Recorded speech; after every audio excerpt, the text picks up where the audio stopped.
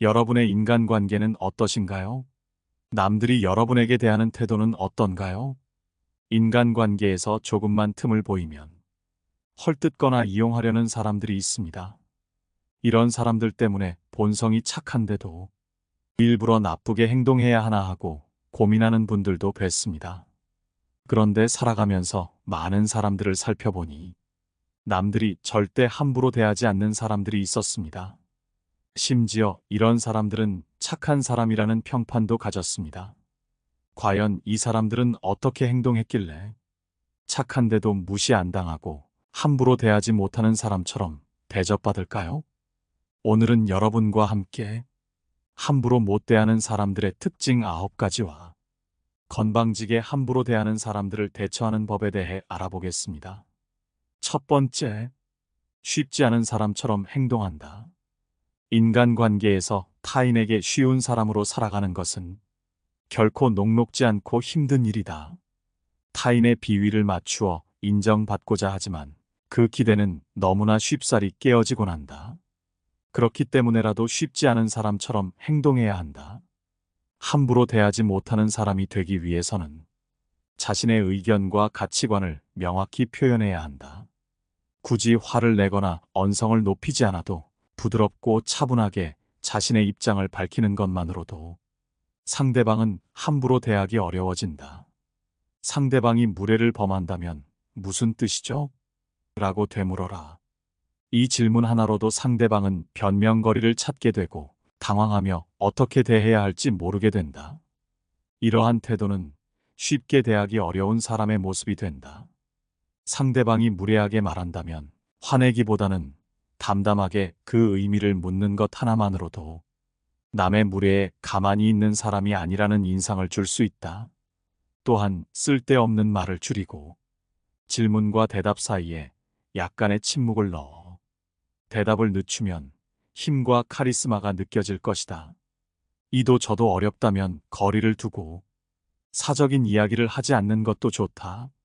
상대방이 말도 안 되는 요구를 하고 이용하려고 한다면 상대방의 요구에 역으로 제안하라.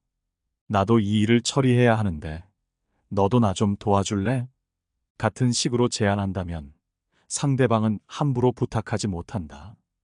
이처럼 자신의 입장을 분명히 표현하고 상황에 따라 적절히 대응하는 태도는 어려운 사람임을 간접적으로 나타내고 인간관계에서 큰 도움이 된다. 두 번째, 거절을 두려워하지 않는다. 세상을 살아가다 보면 여러 부탁을 받게 된다. 부탁을 들어주면 상대방도 고마워하고 남을 도와줬단 생각에 뿌듯하기도 하지만 때로는 거절하지 못해 후회하는 경우가 종종 있다. 그 이유는 대개 미안해서라는 것이다. 하지만 잠깐의 미안함이 평생의 후회보다 낫다. 만일 옳지 않은 일인데도 미안하단 마음에 거절하지 않으면 더 큰 결과를 감당해야 한다. 거절은 처음엔 어려운 일이지만 한번 해보면 그리 어렵지 않다. 정말 놀라운 것은 거절은 생각보다 별거 아니라는 것이다. 거절을 했을 때는 상대방이 섭섭해할 것 같고 인간관계가 멀어질 것이라 걱정하지만 막상 거절을 하면 상대방은 당연하다는 듯 받아들이고 담담하게 물러난다. 우리가 거절하기 전에 갖고 있던 온갖 걱정은 거절 후에 보면 아무 일도 아니다. 사실 부탁에 대한 거절은 당연한 것이다. 무조건 승낙하는 것은 부탁이 아닌 지시, 명령일 뿐이다. 아무리 친한 사람이고 설령 가족이라 할지라도 부탁의 내용에 따라서는 불가능하기도 하고 들어주기 부담스러운 경우도 있다. 이런 부탁을 했을 때는 당연히 들어줄 거라고 생각하는 사람에게 문제가 있다. 이런 사람들은 양심도 없고 매우 오만한 생각에 사로잡혀 있는 사람이다. 거절을 어려워하지 않는 태도는 인간관계에서 함부로 선을 넘지 못하게 한다. 누군가 나를 함부로 대한다고 느낀다면 그 원인은 내가 먼저 선을 제대로 긋지 못했기 때문일 가능성이 크다. 주위 사람이 계속 부탁해오는 이유도 거절할 줄 모르는 태도 때문에 남들이 쉽게 받기 때문이다.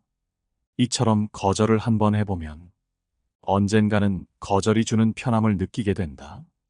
거절은 어려운 것이 아닌 처음부터 내가 가진 권리였다는 것을 깨닫게 되면서 내가 할 수 없는 일에 대한 거절이 더 자연스러워지게 된다. 세 번째, 자기만의 원칙을 가져라. 인간은 끊임없는 갈등과 고민 속에서 살아간다. 삶의 거친 파도에 휩쓸려 눈물을 삼키는 순간들이 많다. 하지만 쇼펜하우어에 따르면 고통에서 벗어나 진정한 삶을 찾는 길은 바로 자신만의 원칙을 세우는 것이라고 한다. 인간은 본질적으로 이기적이며 자신의 이익을 추구하는 본능을 가지고 있다. 이런 이기심은 갈등과 대립을 일으키고 결국 고통과 불행을 가져온다. 쉬운 사람들일수록 타인에게 이용당하고 더욱 더 쉽게 고통받는다. 따라서 쉬운 사람이 되지 않으려면 자신의 이익과 다른 사람의 이익 사이에서 명확한 원칙을 정해 선을 그어야 한다. 원칙 있는 삶은 용기와 자존감을 키워준다.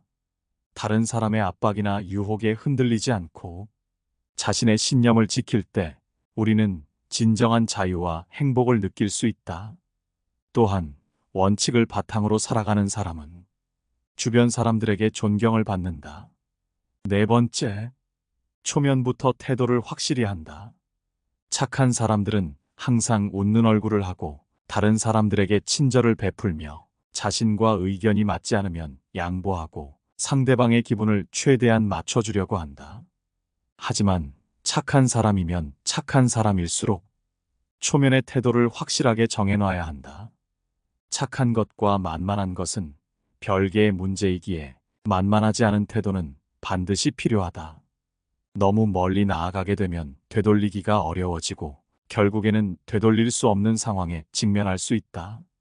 이런 이유로 사람을 만났을 때는 처음부터 명확하게 자신의 모습을 보이는 것이 좋다. 이것은 좋은 사람을 사귀는 데 도움이 되며 무례하게 행동하는 사람을 막는 데에도 효과적이다. 따라서 누군가 선을 넘으려 한다면 그 즉시 강력하게 대응하고 정당한 방식으로 반격하는 것이 필요하다. 이렇게 하면 피해자가 되는 것을 피하고 가해자의 행동을 효과적으로 막을 수 있다. 처음에는 다소 차가운 모습이 보일 수 있지만 자신의 의견과 가치에 대해 확실히 표현하면 다른 사람들은 점차 이해하게 될 것이다.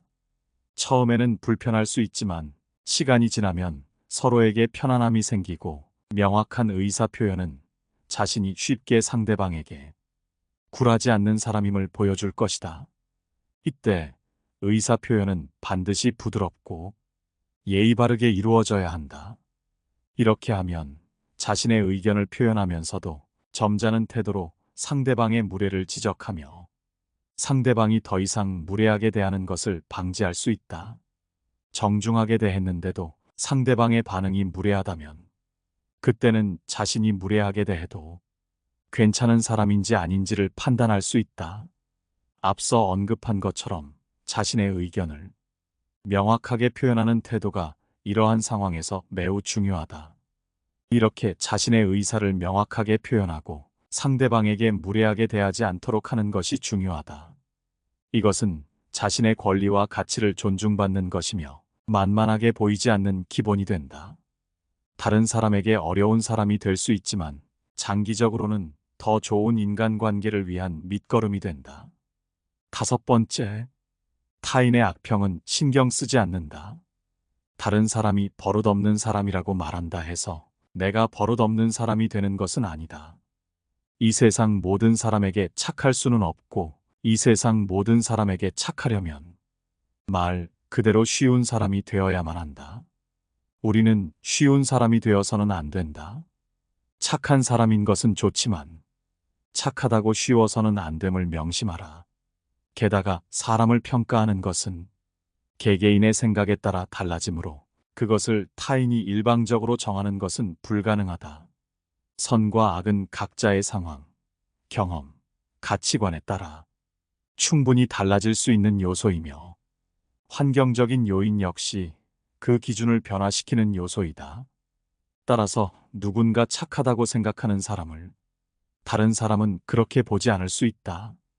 그럼에도 불구하고 대부분의 사람들은 자신에게 이익을 가져다 주거나 자신의 의견을 잘 들어주는 사람을 착한 사람이라고 규정한다. 이들은 이익이 돌아오거나 자신의 말을 잘 들어줄 때 그 사람을 착하다고 칭하며 내 편이라고 생각하며 친근하게 대한다. 하지만 그 사람이 이익을 주지 않거나 자신의 요구를 거부하면 그 사람이 변해버렸다고 말한다.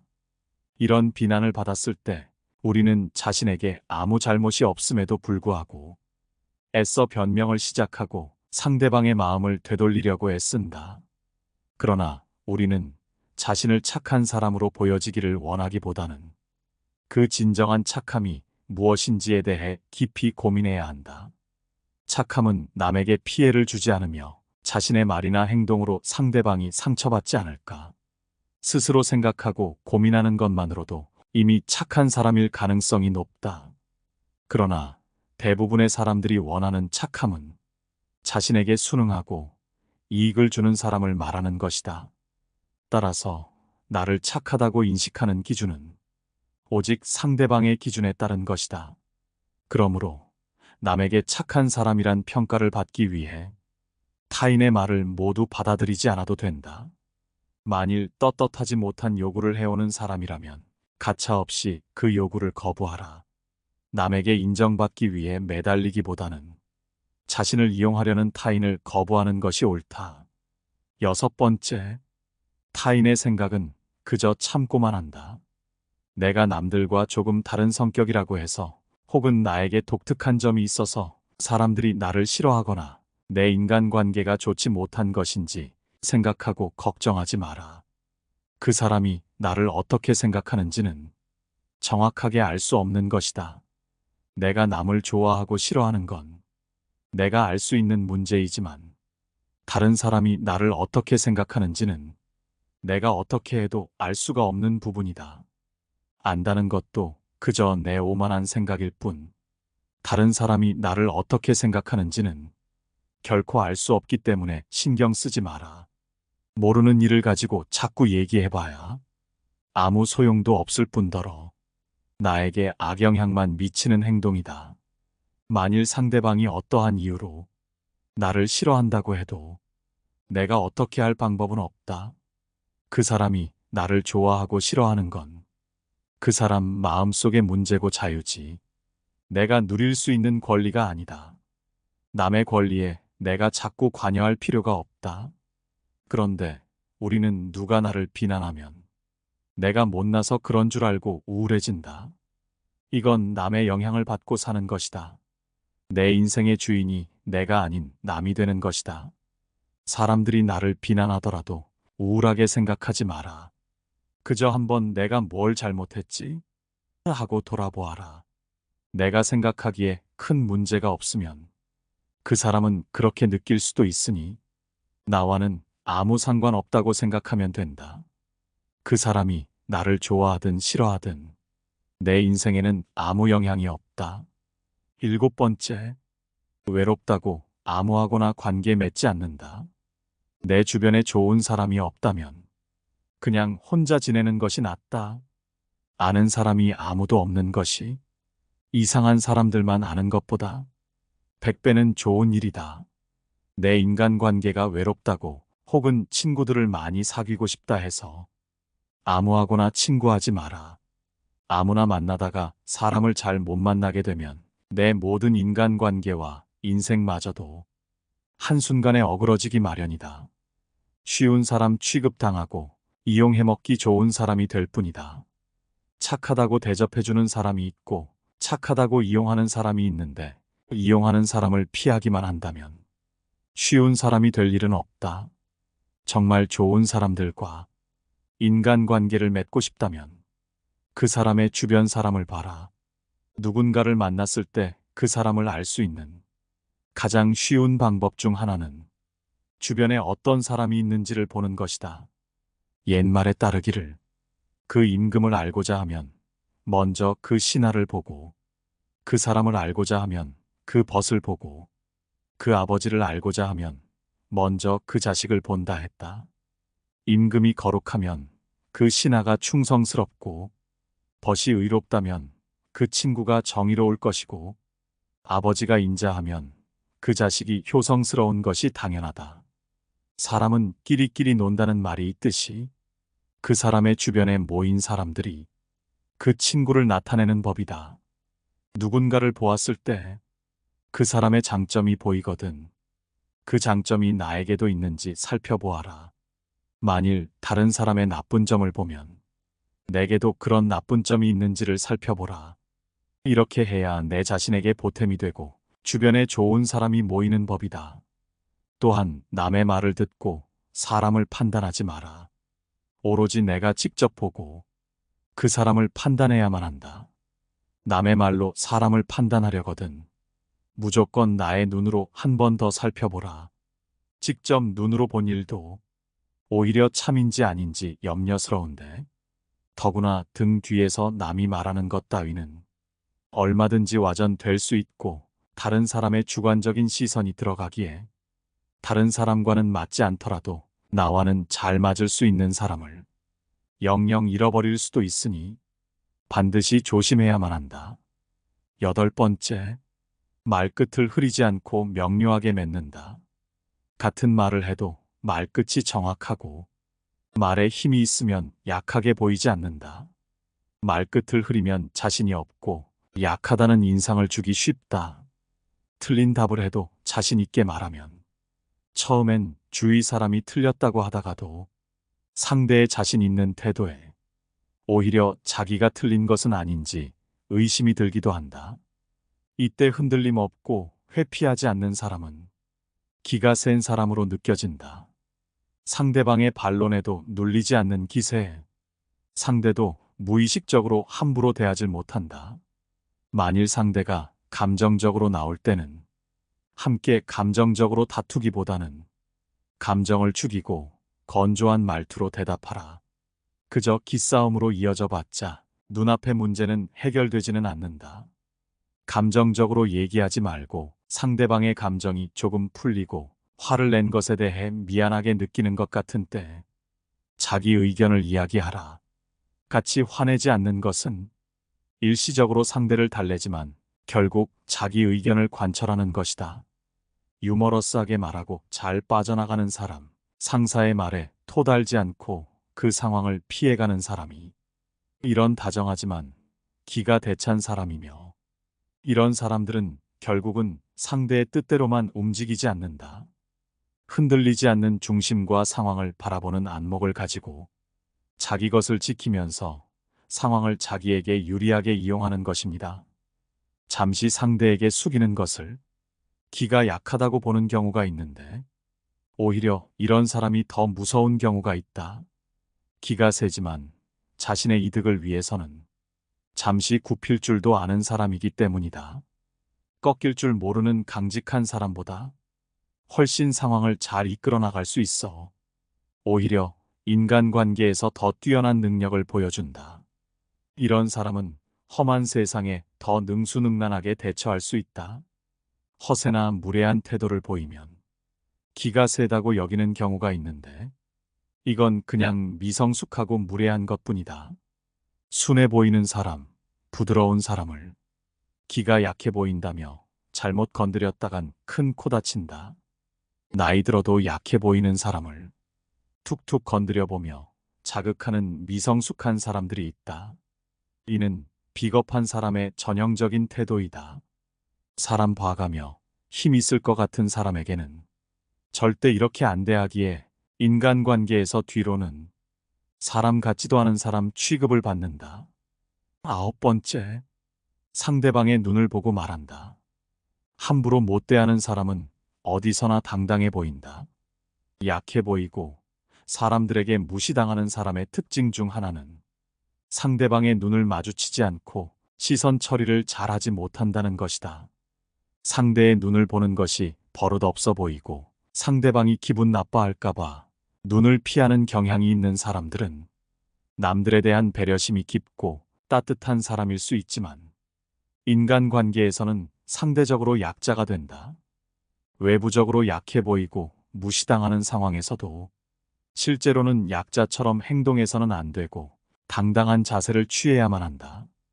인간관계에서는 약자가 되는 순간부터 상대방에게 더욱 무시당하고 모욕받을 가능성이 증가한다. 이는 인간의 본능적인 동물적 본성에 기인한 것으로 약자를 보면 자신이 우위에 서고자 더 핍박하려는 욕구가 생기기 때문이다. 따라서 우리가 계속해서 약해 보이고 상대방의 눈을 피하는 행동을 지속한다면 상대방은 우리를 더욱 약한 사람으로 본다. 그렇기에 상대방의 눈을 마주치며 자신의 주장을 확고하게 전달하라. 눈은 우리의 정신과 의지를 나타내는 중요한 부분으로 우리의 의사를 표현하는 가장 강력한 수단이다. 상대방의 눈을 의도적으로 마주치고 당당히 직시함으로써 우리는 상대에게 자신감을 전달할 수 있다. 이를 통해 착하게 행동하면서도 함부로 대하지 못하는 사람이 될 수 있다. 오늘 함께 알아본 이 9가지 특징들이 어떠셨나요? 인간관계에서 누군가를 함부로 대하는 사람들은 인성이 좋지 못하고 자존감도 낮고 안하무인인 사람일 겁니다. 이런 사람들을 무시하고 관계를 안 맺으면 그만일 수도 있지만 인간관계는 내가 원치 않는 관계여도 어쩔 수 없이 만날 때가 있습니다. 그런 상황에서 오늘 함께 알아본 지혜들이 도움이 됐으면 좋겠고 여러분의 삶에 항상 즐거운 일들만 가득하셨으면 좋겠습니다. 소중한 의견은 댓글로 남겨주시기를 바라며 영상은 이것으로 마치도록 하겠습니다. 시청해주셔서 감사합니다. 깨달음의